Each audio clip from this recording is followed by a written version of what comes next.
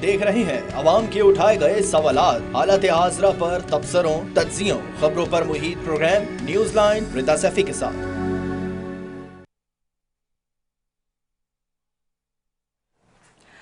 अस्सलाम वालेकुम। Programme news line के साथ मैं हूं आपकी होस्ट मुनीबा गुल बाजवा। आज हम प्रोग्राम में डिस्कस करेंगे, आपने देखा होगा पूरा दिन सेनेट की जो है वो नशिस्तों पर वोटिंग जारी थी, वहां के इंतखाबात हो रहे थे। कुछ डिटेल उसकी शामिल करेंगे। मैं आपको कुछ पॉइंट्स बताती जाऊँ कि सेनेट की 30 नशिस्तों पर इंतखाबात के लिए पोलिंग का अमल जो है वो आज मुकम्मल हो गया है, जबकि वोटों की गिनती का अमल जो था वो 4 बजे जैसे ही ख़त्म हुई थी तब शुरू कर दिया गया था और तकरीबन ही फ़ौरन ही इन्होंने नताइज का ऐलान भी शुरू कर दिया था।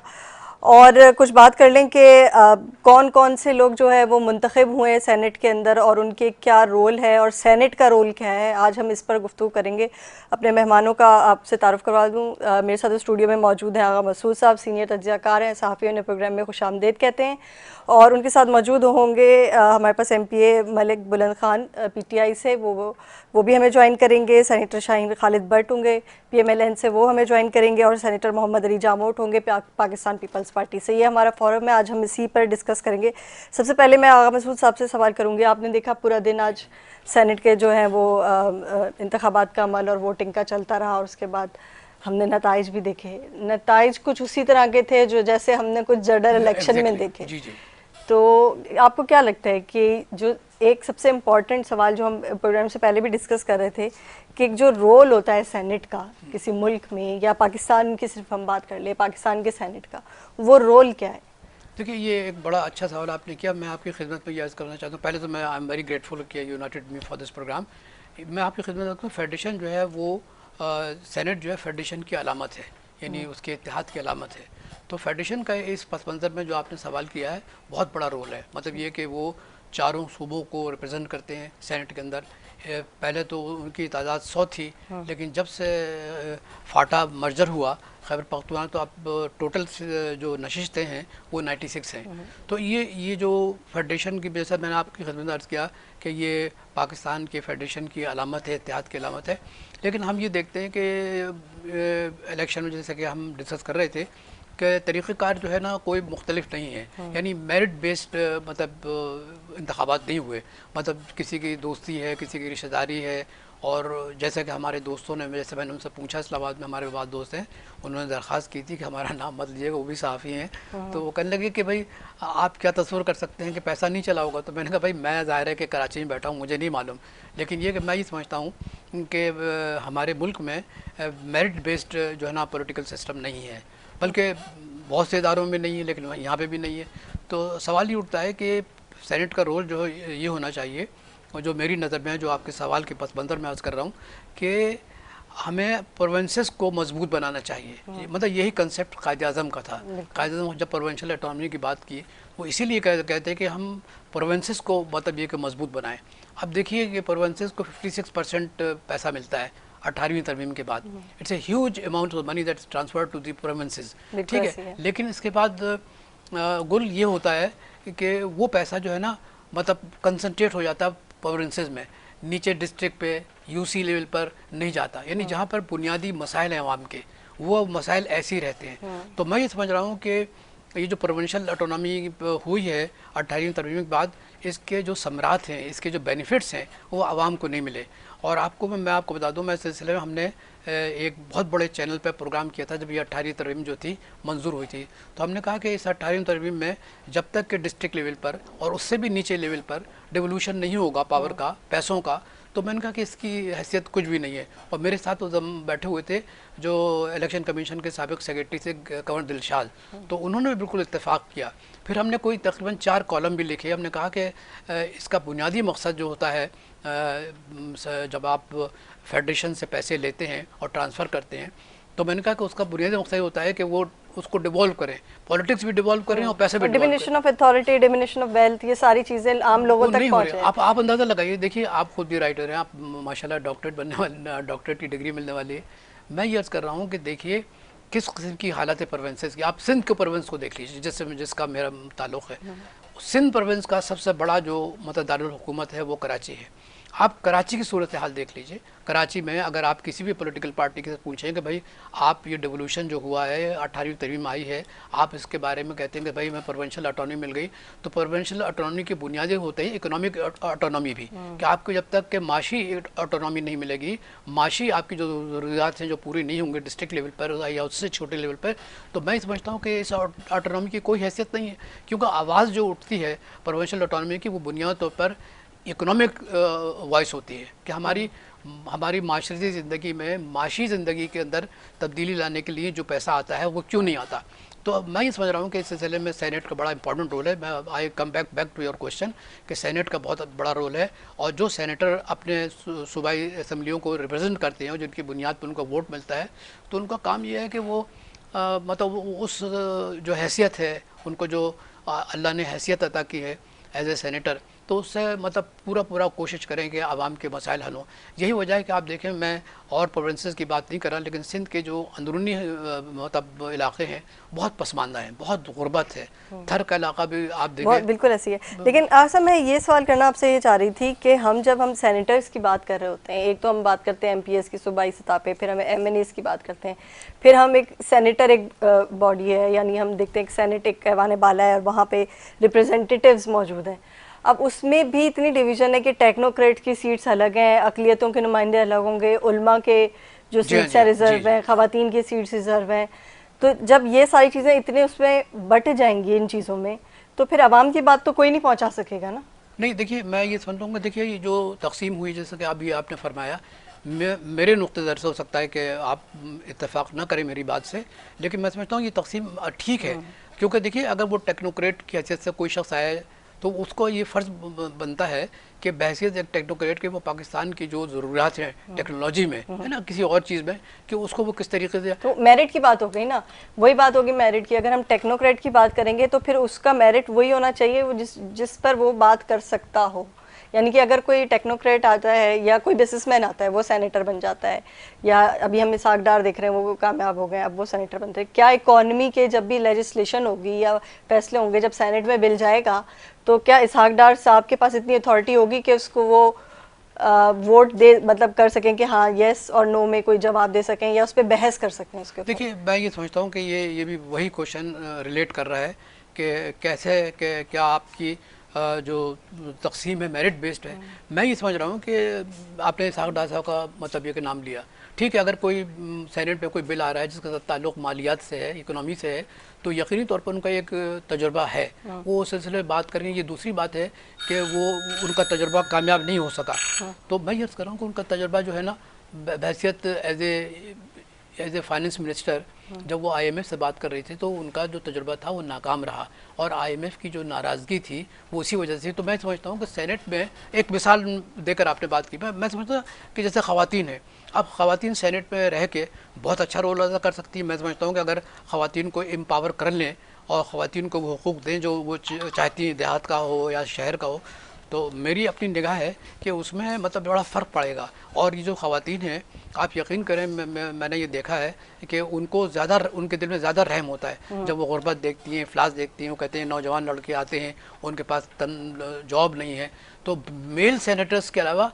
जो विमेन सेनेटर्स हैं ना, वो ज़्यादा एक्टिव होती हैं, ज़्यादा वो रहमदिल होती हैं। Same goes for women MPA और MPS जो होती हैं और MNAs जो होती हैं, उनके भी अगर आपके इलाके की फ़ीमेल MPA होगी तो आप ज़्यादा आसानी से उस तक रीच आउट कर सकते हैं, अपने मसाइल पहुंचा सकते हैं, ख़ासतौर पे ख़वातीन।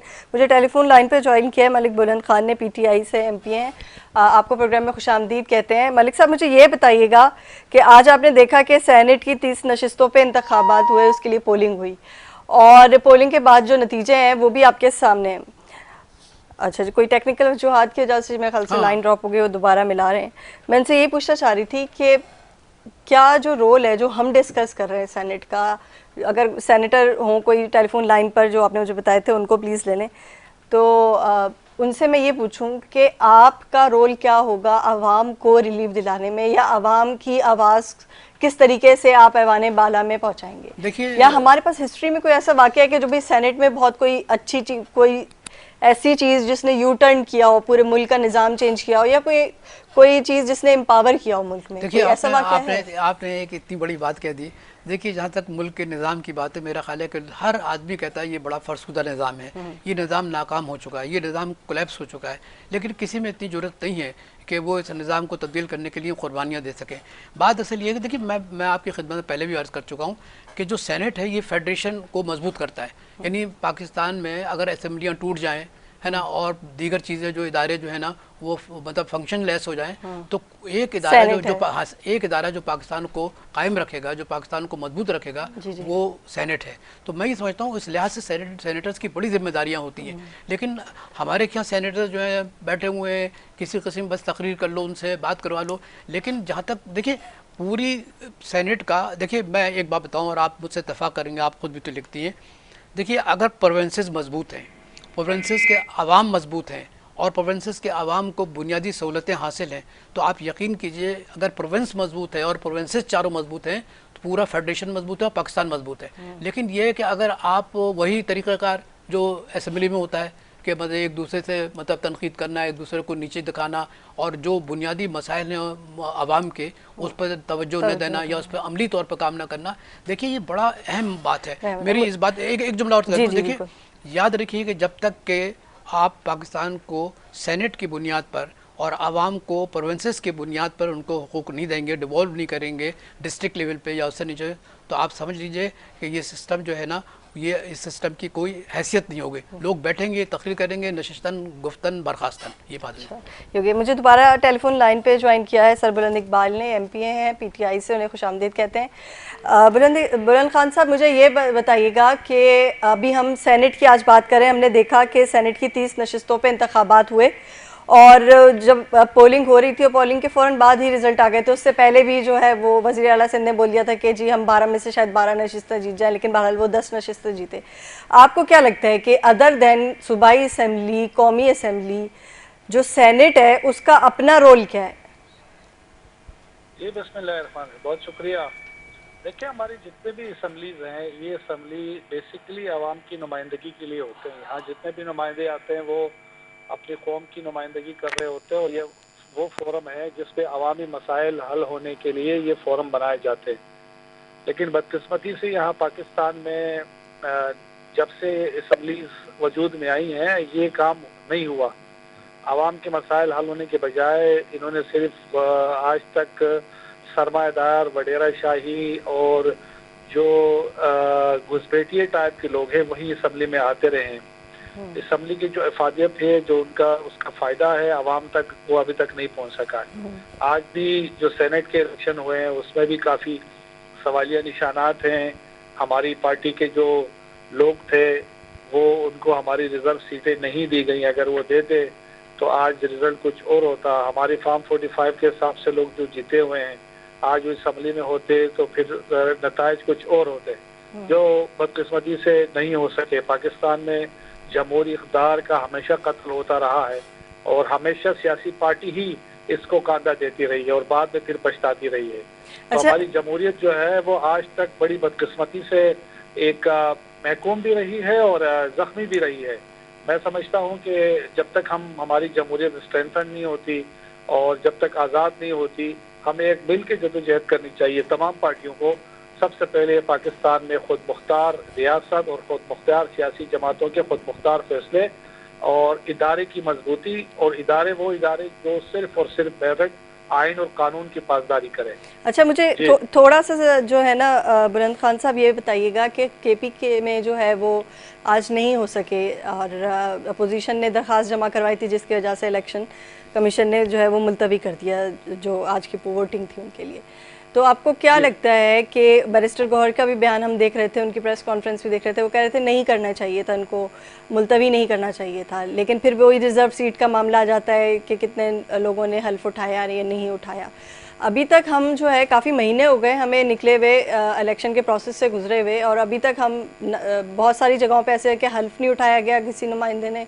और फिर आज हमने जो सेनेट में जो चीज़ें देखी, जो ये सीट्स के ऊपर थी 30 नशिस्तों के इंतखाबात के ऊपर थी, तो उसमें भी 18 लोग बिला मुकाबला जीत गए और जो बाकी लोग थे उनका मुकाबला हुआ और बिल्कुल आपने केपीके को तो एक साइड पर कर दिया। अब आपको क्या लगता है ये जो सेनेट है इसका मैं इसको चाह रही हूँ कि आप आवाम के लिए कुछ आसान अल्फाज में समझाएं कि क्या एक MPA MNA की जो वर्थ होती है, क्या एक सेनेटर की वर्थ भी उतनी ही है? नहीं, सेनेटर तो बहुत उसके बड़े एक उसका स्टेज है और बहुत बड़ा उसका पोर्टफोलियो है, और उसके साथ सेनेट की जो टाइम होता है, पीरियड होता है, वो एक MNA MPA से ज्यादा होता है, 6 साल। और जब सेनेटर को रिटायर्ड होता है तो उसको भी सेनेटर का ही वो हमेशा एक स्टेटस लगा रहता है, उसको एक्स का नहीं लगता। और जहाँ तक बात आई हमारी आज सूबाई असेंबली में इलेक्शन और सेनेट के नहीं हुए हैं, उसकी बुनियादी वजह हमारी चंद इश्यूज हैं जो अभी तक पेंडिंग हैं। हमारी सुन्नी इत्तेहाद काउंसिल के हवाले से जो हमारी रिजर्व सीटें हैं जो हमें नहीं दी गई हैं, जब तक वो फैसला नहीं हो पाता किस तरीके से जो एक जमहूरी प्रोसेस है वो मुकम्मल कैसे होगा, जब वो नुमाइंदों की जो खवातीन की नुमाइंदगी है, माइनॉरिटी की नुमाइंदगी है, वो असम्बली में नहीं होगी तो किस तरीके से एक मुकम्मल सेहतमंद जमहूरी प्रोसेस होगा। इस बिना पर जो हमारी KPK की सूबाई गवर्नमेंट है उन्होंने इस पर इख्तिलाफ किया। बैरिस्टर गौहर साहब का बयान मैंने बिल्कुल मेरी नज़रों से गुजरा ज़रूर है, लेकिन इस पर ज़्यादा मैं डीपली इतना मैं अवेयर नहीं हूँ इस मामले में। लेकिन जो ओवरऑल जनरल सिचुएशन है वो जो हमारे सामने है उसमें ये है कि जो PTI के साथ इस वक्त जो सलूक हो रहा है सौतेली माँ वाला, जिसमें अवामी नुमाइंदगी जिसकी 80% है पाकिस्तान के अंदर, और अगर इलेक्शन फेयर होते और फॉर्म 45 के हिसाब से रिजल्ट होते तो हमारे पास 2/3 मेजोरिटी सादा थी, हमें तो किसी के साथ कोलिशन में भी जाने की जरूरत नहीं थी। और जिन लोगों को बिठाया गया उनको तो जबरदस्ती बिठाया गया है उन सीटों पर जिनके वो अहल ही नहीं थे, हकदार ही नहीं थे। और ये गवर्नमेंट जो है, मैं चैलेंज कर रहा हूँ, ये 6 महीने साल बड़ी मुश्किल से निकाल पाएगी, क्योंकि जो आने वाले चैलेंजेस हैं इनमें वो शिकत नहीं है, अवामी इनके ऊपर जराई नहीं है, अवामी सपोर्ट नहीं है। सबसे बड़ी अवामी जो एक सपोर्ट होती है वो इनको हासिल नहीं है, अखलाकी जवाज नहीं है, और नेशनल इंटरनेशनल जो प्रेशर है वो ये बर्दाश्त नहीं कर पाएंगे, ये क्लेप्स होंगे। और उसके बाद जो है सूरत हाल वो हमें अल्टीमेटली PTI एक वाहिद जमात है जो इस वक्त इस मुल्क को बहरान से इसलिए निकाल सकती है कि कौम खड़ी है हमारे साथ। जो कौमी नुमाइंदगी है वो PTI के साथ है, और PTI जमात ही इस कौम की तकदीर अल्लाह के हुक्म से इंशाअल्लाह ताला बदल सकती है। लेकिन आप लोगों की गवर्नमेंट तो अभी सिर्फ KP में है, अगर बात की जाए तो पंजाब में या सिंध में या बलूचिस्तान में तो नहीं है। तो किस तरीके से फिर अगर ये 6 महीने गवर्नमेंट चलती है तो उसके बाद कैसे आप लोग जो है वो ओवरकम करेंगे कि आप गवर्नमेंट आप लोग संभाल लें? देखिए, हमारी जो फॉर्म 45 के हिसाब से पंजाब में हमारी गवर्नमेंट है, KPK में हमारी गवर्नमेंट है, सिंध में हमारे 46 सीटें बन रही हैं जो रिजर्व के अलावा है। रिजर्व सीटें अगर हम मिलाएं तो 60 के करीब हम बन रही है, और हम अगर हमारे साथ GDA को हम मिलाएं तो हम अपनी गवर्नमेंट भी बना सकते थे, और हमारी वफाक में थी। तो इस वक्त तो अगर फॉर्म 45 के हिसाब से तो हम तो चारों सूबों में सबसे बड़ी मकबूल जमात है। लेकिन इस वक्त जो करंट सिचुएशन है, जो इस वक्त स्टेटस हमारा है, उसमें जितने भी हमारे हैं 9 सूबाई असम्बली में है, कौमी असम्बली में भी हमारी जो 80-90 सीटें हैं, हमारी पंजाब में भी जो 100 के करीब हैं, इंशाल्लाह हम टफ टाइम देंगे, आवाम की भरपूर नुमाइंदगी करेंगे, जमहूरी रिवायत इक़दार का भरपूर तरीके से पासदारी करेंगे, और आवाम के एक सवाल करने वक्त का इन केसेस का सामना कर रहे हैं जिनका कोई वजूद नहीं है। इमरान खान साहब इंशाल्लाह जेल से बाहर आएंगे और इस कौम की जो है इस कौम की नुमाइंदगी करेंगे, कौम को लीड करेंगे। अच्छा, बुलंद खान साहब मेरे साथ स्टूडियो में आगा मसूद साहब मौजूद है, वो भी आपसे कुछ पूछना चाहते हैं। जी हाँ सर। आप अभी फरमा रहे थे कि पाकिस्तान के अंदर जमहूरियत नहीं है, पाकिस्तान के अंदर जमहूरियत को होना चाहिए। मैं समझता हूँ कि ये बात आपकी बिल्कुल दुरुस्त है, लेकिन सवाल ये उठता है कि जब एक निज़ाम फरसूदा है, एक निज़ाम जिसकी जो डिलीवर नहीं कर पा रहा 75 साल से, तो आप समझ रहे हैं कि PTI जो कि आवाम में मकबूल तरीन जमात है, ये भी मैं आपसे इत्तेफाक करता हूँ। लेकिन सवाल ये उठता है कि फिर इस फरसूदा निज़ाम में आप फिर शामिल हो, क्यों शामिल होते हैं आप ना शामिल हो, बाइकआउट करें, क्योंकि यानी 2/3 अक्सरियत जो है वो फिर वो निकलेगी नहीं घर से, वो वोट ही नहीं देगी। फिर आप लोग अपने पर्क्स के लिए, पैसों के लिए, फिर अपने खुद अपने अखराजात जो हुकूमत से आप लेते हैं, इसके बाद तो ना तो रूल ऑफ लॉ के लिए आप लड़ते हैं, ना आवाम की जो बेरोज़गारी, जो इफलास है, जो तंगदस्ती है, महरूमी है। अभी पेट्रोल में इजाफा किया 10 रुपये का फी लीटर। आप लोगों की आवाज़ कोई नहीं बोला, किसी असेंबली के अंदर कोई आवाज़ नहीं आई, किसी MPA ने जो है वो आके इतनी इस तरीके से। एक गुजारिश ये है कि देखिए हाँ जी, हम जी, जी। आपका एहतराम करते हैं, आपके तमाम ख्यालात का हम एहतराम करते हैं, लेकिन जो ग्राउंड रियलिटीज़ में है उसमें हम ये देख रहे हैं कि आवाम की जो मुश्किलात हैं, उनको जो दर्द है, जो उनको दुख है, वो उसको कोई दूर करने के लिए तैयारी नहीं है। हालांकि आपकी फ़िक्र के साथ तो लोग शामिल हैं, बिल्कुल लेकिन उसको ऐसे ही दूर करने के शामिल नहीं। जी, मेरा ख्याल है कि एक तो आपकी आवाज़ इतनी क्लियर नहीं आ रही थी, बहरहाल मैं कुछ समझ चुका हूँ। एक तो जो पेट्रोल के प्राइस बढ़े उसकी हम मजम्मत भी करते हैं और मुतालबा भी करते हैं कि पेट्रोल के प्राइसेस कम अज़ कम फिलफोर 50 रुपए कम किए जाए। ये जो गवर्नमेंट आई है, इम्पोर्टेड गवर्नमेंट, इनका काम ही आवाम का जो रिलीफ है वो छीनना है। जब हमारे दौर में 150 रुपए का पेट्रोल था, तो ये मीडिया के जो हमारे दोस्त थे वो माइक लेके वो हर आदमी के मुंह के सामने खड़ा करते थे कि भाई ये पेट्रोल इतना महंगा हो गया, आज 300 रुपए का पेट्रोल हो गया। ये मेरे जो मीडिया के दोस्त हैं, मैं इनसे गुजारिश कर रहा हूँ कि वो आवाम में जाएं, आवाम के जरा तासुरात सुनाएं इस मौजूदा जो इम्पोर्टेड गवर्नमेंट है, अमेरिकन गुलाम गवर्नमेंट है, ताकि इनको पता लगे, इनको दूध का पानी का पता लगे, इनको जरा भाव का पता लगे मार्केट का, कि मार्केट में आवाम इनसे कितना बदजन है। असल चीज है कि इश्यूज पर हम इंशाल्लाह इश्यूज के ऊपर आ रहे हैं। हमने अभी स्ट्रीट क्राइम के ऊपर भी हम आवाज उठा रहे हैं, जो आए दिन हमारे भाई सड़कों के ऊपर अपने कीमती मोबाइलों से भी जान दो बैठ रहे हैं और अपनी माल से भी, अपनी गाड़ियों से भी, और पेट्रोल के जो प्राइस बढ़े हैं, महंगाई है, इंशाल्लाह ईद की फौरी बात जो है हम दमादम मस्कल अंदर करेंगे और सड़कों पे निकल आएंगे। नहीं, बैरिस्टर गौहर साहब ने भी यही कहा कि हम जो है वो पुरअमन एहतजाज भी करेंगे, पुरअमन रैलियां भी निकालेंगे, लेकिन आपको क्या लगता है आवाम के मफादात के लिए या आवाम के लिए क्या ये कोई बेहतर पॉलिसी है कि आप जो है वो, मतलब मैं आपको नहीं कह रही डायरेक्टली, किसी सियासी जमात जो है वो अभी नौ मुंतखब हुई है, अभी पूरा इलेक्टोरल प्रोसेस ख़त्म नहीं हुआ है, और अभी से आप अगर धरने पे या एहतजाज पे चले जाते हैं तो फिर तो मुल्क को चलाना और मसला हो जाएगा, क्योंकि वैसे ही हम माशी बहरान का शिकार हैं। हमारी जो पुरअमन एहतजाज है, पुरअमन तहरीके, इससे अवाम के जो मामलात जिंदगी हम मुतासिर नहीं करेंगे, ना हमने पाकिस्तान को जाम करना है, लेकिन पब्लिक की आवाज़ ज़रूर ऐवान बाला तक, उनके कानों तक पहुंचानी है कि पब्लिक जो है मुश्किल में है, पब्लिक के मसाइल जो के तू हैं, गवर्नमेंट के पास कोई सलाहियत ही नहीं है इन मसाइल हल करने के लिए। इसके लिए एक ऐसी गवर्नमेंट चाहिए जिसको आवाम की पूरी जो है वो हमायत हासिल हो, और वो गवर्नमेंट पीटीआई की है और पीटीआई ही तर्जुमानी करेगी। इंशाल्लाह हम कुछ ही दिनों में अपना लायामल देंगे। हम 28 अप्रैल को अभी हम अच्छा, मुझे ये बताएं बुलंद साहब, 4.5 साल में मुझे कोई 3 काम बता दें जो आपके दौरे हुकूमत में ऐसे हुए जिससे माशी तरक्की या इनकलाबी, आप इनकलाबी वर्ड यूज करते हो, इनकलाबी काम कोई ऐसा हुआ? हमारे सेहत कार्ड का, हमारे एहसास प्रोग्राम का, हमारे लंगर खानों का, हमारी जो नौजवान यूथ स्कीम का, हमारे जो प्रोग्रामात थे नेशनल इंटरनेशनल, उनके तो कोई सानी नहीं है। उनका नहीं, मतलब कहाँ थे वो? केपी में सेहत कार्ड तो केपी में था ना, बाकी पूरे पाकिस्तान को तो मैसर नहीं था। मुझे तो मैसर नहीं है सेहत कार्ड। कोविड जैसे मुश्किल सूरत हाल के अंदर माशी मामलात को संभालना, ये क्रेडिट इमरान खान को जाता है, कोई दूसरी गवर्नमेंट तो ये संभाल ही नहीं सक रही थी। उसके बावजूद हमने प्राइस को कंट्रोल रखा। इंटरनेशनली सारे प्राइजेस जो है वो 1000 जो है वो % प्राइजेस बढ़े थे, लेकिन पाकिस्तान के अंदर हमने सब चीज को अंडर कंट्रोल रखा। हमारी तो तारीफ मोडीज ने भी की, नेशनल इंटरनेशनल तमाम जो बड़े बड़े जो फोरम है उन्होंने तारीफ की कि जिस तरीके से हमने मुल्क को संभाला, इसकी मिसाल तो दुनिया ने तारीफ की। हम तो क्या, नेशनल इंटरनेशनल मीडिया ने इस बात को माना। देखें, पाकिस्तान जो है ना, इट्स वेलफेयर स्टेट नहीं है, लेकिन पाकिस्तान के लोगों का दिल इतना बड़ा है कि जब कोई मुसीबत आती है पाकिस्तान में तो लोग अपना जो है ना तिजोरियों के मुंह खोल देते हैं। कोविड के अंदर भी हमने यही देखा कि प्राइवेटली लोगों के घरों में जो ज़रूरतमंद थे, सफ़ेद पोश लोग थे, उनके घर राशन पहुंचाया है और पूरे 2-2 साल तक पहुंचाते रहे हैं। ठीक है, गवर्नमेंट के भी प्रोग्राम्स थे, मैं इस बात से बिल्कुल नहीं कर रही।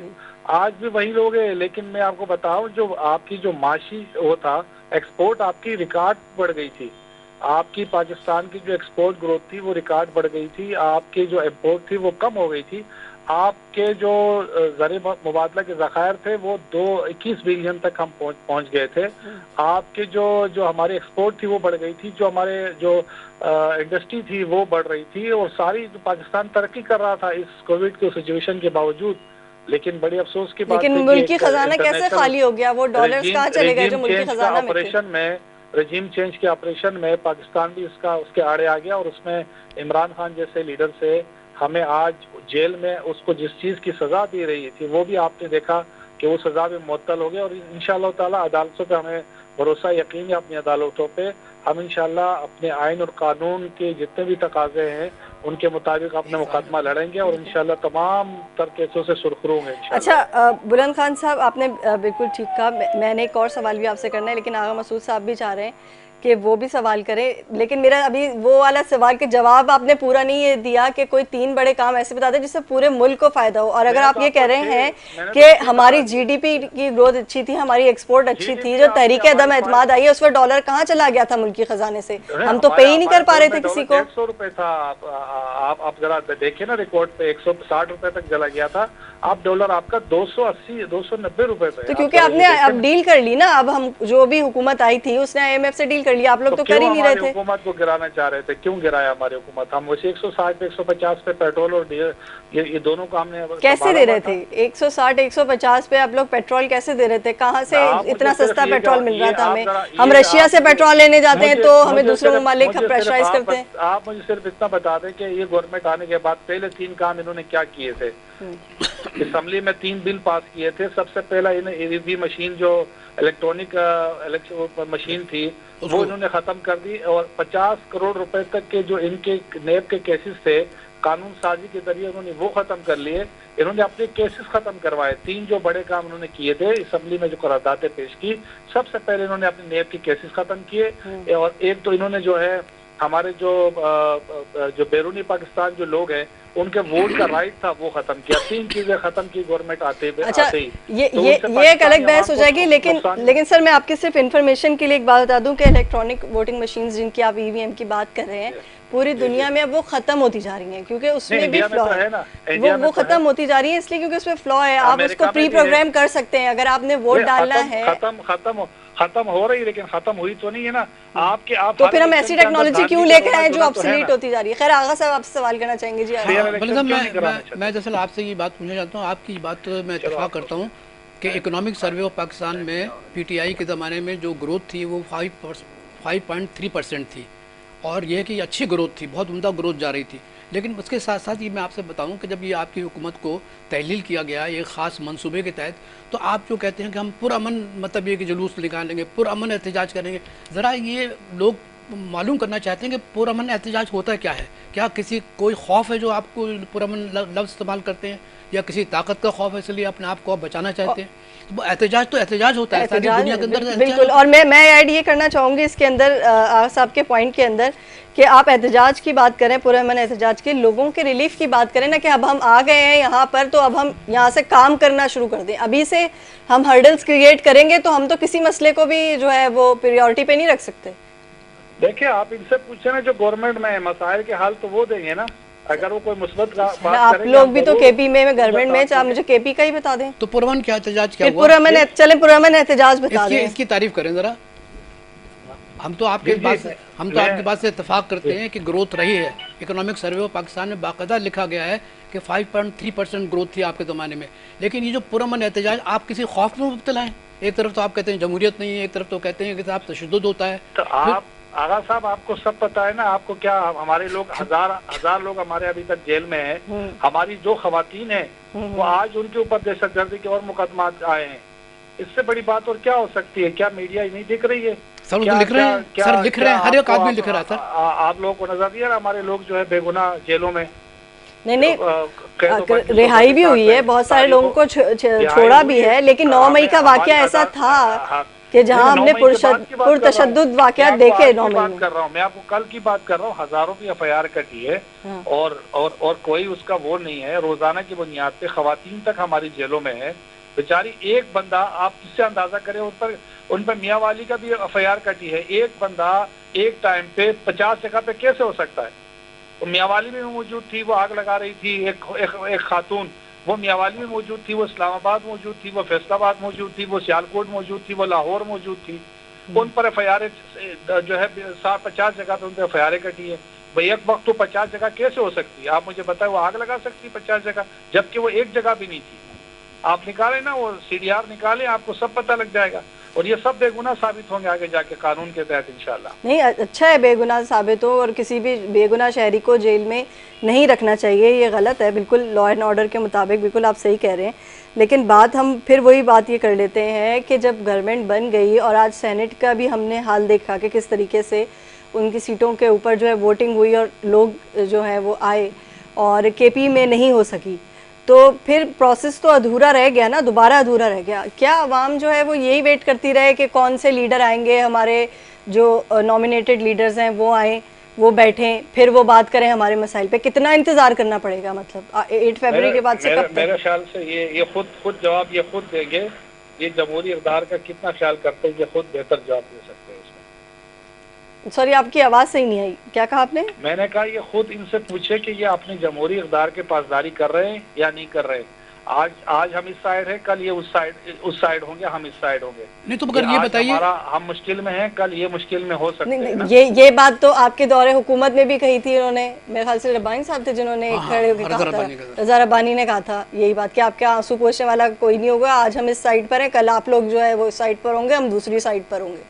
तो क्या आप लोग भी वही पॉलिटिक्स रिपीट करेंगे? हमने नहीं किया था। देखिए, नवाज शरीफ साहब ने बेनजीर या पीपल्स पार्टी के ऊपर एफआईआर कटवाई थी और पीपल्स पार्टी ने नून लीग पे एफआईआर कटवाई थी। हमने एक भी एफआईआर इंतकामी हमने नहीं कटवाई। ये उन्हीं के इनके आपस के झगड़े थे जो आगे जाके वो इन पे करप्शन के चार्जेस थे, इनके करप्शन के केसेस थे। ये वो लोग थे जो आबावा इजाद से बाप बेटा पोता और उसके बाद पड़ पोता जो है वो पाकिस्तान में हुक्मरानी करना चाहता है, जो पाकिस्तानी अवाम नहीं चाहती। पाकिस्तानी अवाम से तब्दीली चाहती है, नई लीडर चाहती है, नई लीडरशिप चाहती है, पढ़े लिखे लोग चाहती है, नए विजन के लोग चाहती है और अवाम इससे तंग आ चुकी है। चलिए ठीक है, मुझे टेलीफोन लाइन पे भी ज्वाइन किया है वीर जी कौरी ने, रहनुमा है पीपल्स पार्टी के। वीर जी साहब, मुझे ये बताइएगा कि आज हमने सेनेट के इंतखाबात देखे और हमने देखा 18 लोग जो है वो बिला मुकाबला मुंतखब हो गए, कुछ टेक्नोक्रेट्स थे। आप क्या कहेंगे कि जो सेनेट के जो ये इंतखाबात हैं, आप इसे किस नज़र से देखते हैं? बहुत शुक्रिया जी आपका। सबसे पहले तो ये कि देखो, बिना मुकाबले हुए या मुकाबले हुए, लेकिन जो भी प्रोसेस है वो सारा लीगल है और आईनी प्रोसेस है। आइन से हटके कोई प्रोसेस हो तो फिर हम कह सकते हैं कि ये गैर आईनी प्रोसेस हुआ। तो जो आईनी तरीका दिया हुआ है उसमें जो भी तरीके हैं, उसमें जो भी बंदा अप्लाई करना चाहे, ये मेरा ख्याल है कि इस तरह नहीं होना चाहिए कि जिस तरह अदम एतमाद आया था तो उन्होंने कहा ये देखो जी किसी की साजिश। भाई आइन के अंदर एक चीज दी होती है, तो आइन के अंदर जो भी ऑप्शन होते हैं वो तमाम पॉलिटिकल पार्टीज को ये हक हासिल होता है, तमाम शहरियों को या जितने भी नुमाइंदे हैं उनको ये हक हासिल होता है कि आइन के अंदर जितने भी तरीके दिए हुए हैं वो इसमें से कोई भी तरीका अप्लाई करे तो उसमें कोई हर्ज नहीं है। दूसरी बात ये कि मैं ये समझता हूँ कि सियासत जो है ना उसमें एक पुख्तगी होनी चाहिए, एक अदम एतमाद या जो भी प्रोसेस हुआ जहां तक भी हुआ थोड़ा संजीदगी होनी चाहिए। ये नहीं होना चाहिए कि क्योंकि मेरे मफाद में नहीं है। सर आपकी आवाज चली गई, प्रोड्यूसर आप देखिएगा आवाज में कोई मसला। जी बोलिएगा जी वीर जी। जी वीर जी बोलिए। जी आ रही है आपकी आवाज। मैं ये कह रहा हूँ कि संजीदगी होनी चाहिए सियासत में। ये नहीं होना चाहिए कि क्योंकि मेरे मफाद में चीजें नहीं आ रही तो मुझे कबूल नहीं है और किसी और के मफाद में जा रही है तो फिर वो मेरे मफाद में तो कबूल है वरना नहीं है। तो मैं ये समझता हूँ, अभी मेरे भाई कोई बात कर रहा था, मैं आधी बात सुना, आवाज सही नहीं आ रही थी। वो कह रहे थे कि हमारे साथ देखो जुल्म हो गया। ये वही पीटीआई से एमपीए थे मलिक बुलंद खान साहब, वो हमें ये बता रहे थे।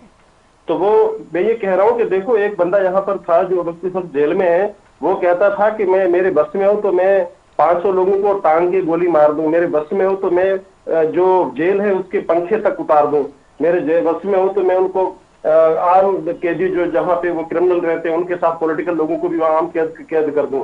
तो वो सारी चीजें जब खुद जेल में है तो फैसिलिटीज मांग रहे हैं। तो मैं समझता हूँ कि जब तक हमें संजीदगी, सियासत में संजीदगी नहीं आएगी, जो अपने लिए सोचे वो सबके लिए सोचे। ये ना सोचे कि आज मैं हुकूमत में हूँ तो मेरे लिए चीजें और होनी चाहिए। हमें पता है, कल के दिन याद है हमें, हमारा हाफजा इतना कमजोर नहीं है कि जिस तरह असेंबली चल रही थी, ना कोई आइन था, ना कोई चीज थी, ना कोई अपना क्या कहते हैं रूल था, ना रेगुलेशन था, और जिस तरह अपनी उनकी मनमानी चल रही थी, जिस तरह आज केपीके में चल रहा है कि पूरे पाकिस्तान में फैसला हो गया है और तमाम सेनेटर आ गए हैं, लेकिन वहां पर किसी की ईगो है जिसकी वजह से सेनेट का प्रोसेस मुकम्मल नहीं हो रहा। तो मैं ये समझता हूँ कि हमें इस वक्त जिस तरह हमारा मुल्क जिस हालात से गुजर रहा है तो हमें अपनी जो ईगो है उसको छोड़ना पड़ेगा। अच्छा वीर जी, मैंने सॉरी आपकी बात का तकलामी माफ, मैं आज जब ये प्रोग्राम कर रही थी तो मैंने काफ़ी जो है वो इसके ऊपर जो है रिसर्च की और मैं देख रही थी, क्योंकि हमारा जो पार्लिमानी निज़ाम है, हमारे यहाँ वज़ीर आज़म और फिर हमारे यहाँ कौमी असम्बली, फिर हमारे यहाँ सूबाई असम्बली, ये चीज़ है।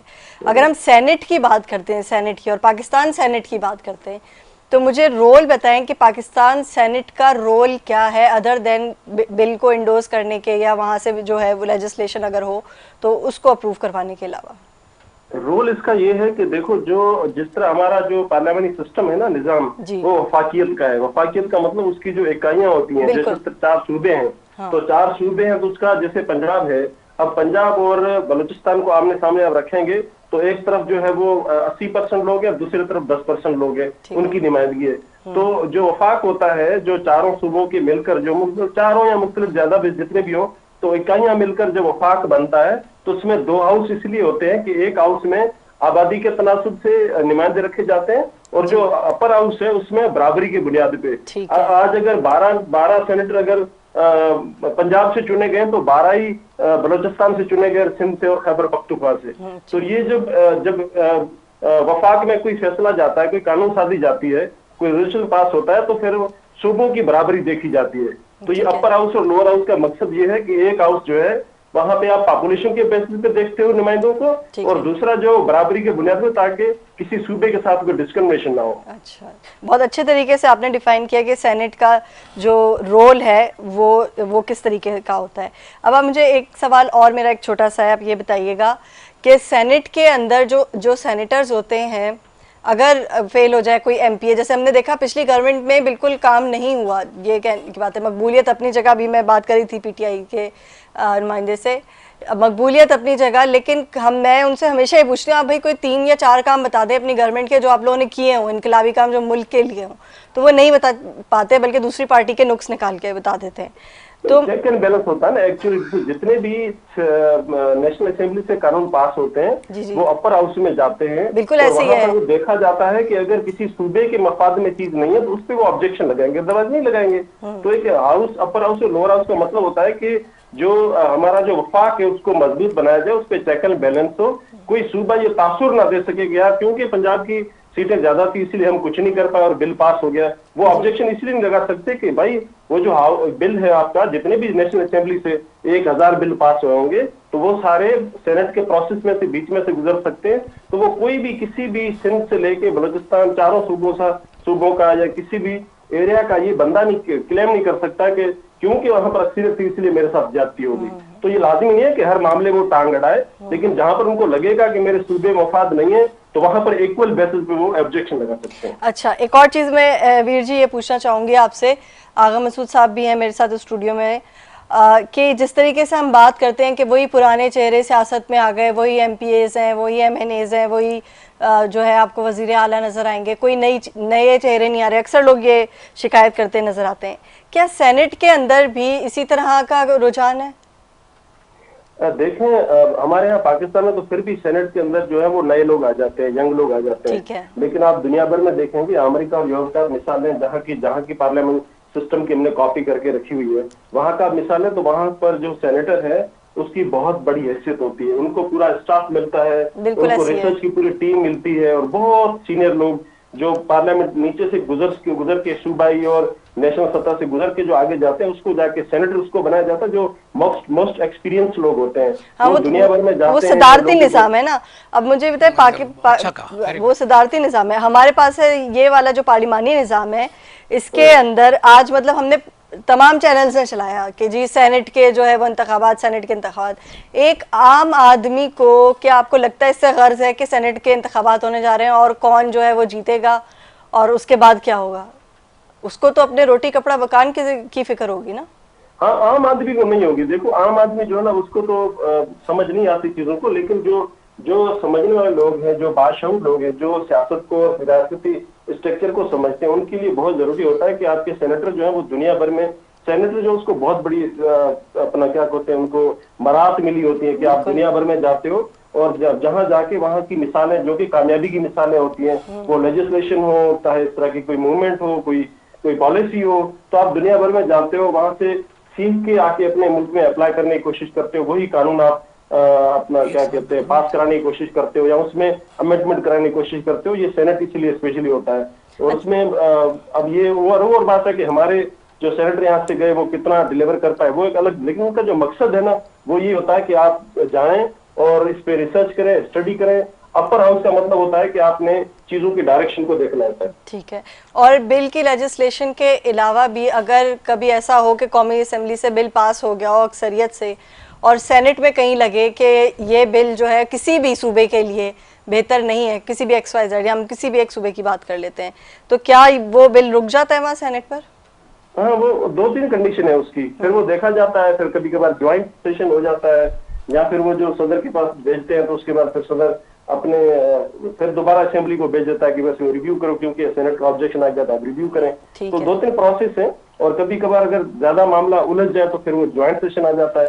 मतलब हम ये कहें कि सेनेट अगर चेक एंड बैलेंस रख रहा है लेजिस्लेटर्स के ऊपर भी और सूबाई मफादात के ऊपर भी, तो वो सही है कहना उसके लिए? हाँ, मैं ये कह रहा हूँ कि फिर रिव्यू के लिए चला जाता है ना, कि वो जब सेनेट पास नहीं करता तो वापस दोबारा नेशनल असेंबली में चला जाता है और फिर नेशनल असेंबली रिव्यू करती है कि यार सेनेट पे जब ऑब्जेक्शन लगा था मसला इसको दोबारा डिस्कस करो। चलिए, बहुत शुक्रिया वीर जी कोहली आपका प्रोग्राम में राय देने के लिए। हमने कोशिश की थी कि हम सेनेट के हवाले से बात करें और सेनेटर्स को जो है वो लें, लेकिन अनफॉर्चुनेटली जो सेनेटर्स लाइन अप किए गए थे वो उन्होंने कॉल नहीं रिसीव की। मैं चाह रही थी कि आम लोगों को भी ये पता चले कि सूबाई और कौमी असेंबली से निकल के जो सेनेट है वो और जो सेनेटर्स हैं उनका रोल पता चले। बहरहाल इसी के साथ मुनीबा कुल और न्यूज़ लाइन की टीम को दीजिएगा इजाज़त। अल्लाह हाफ़िज़।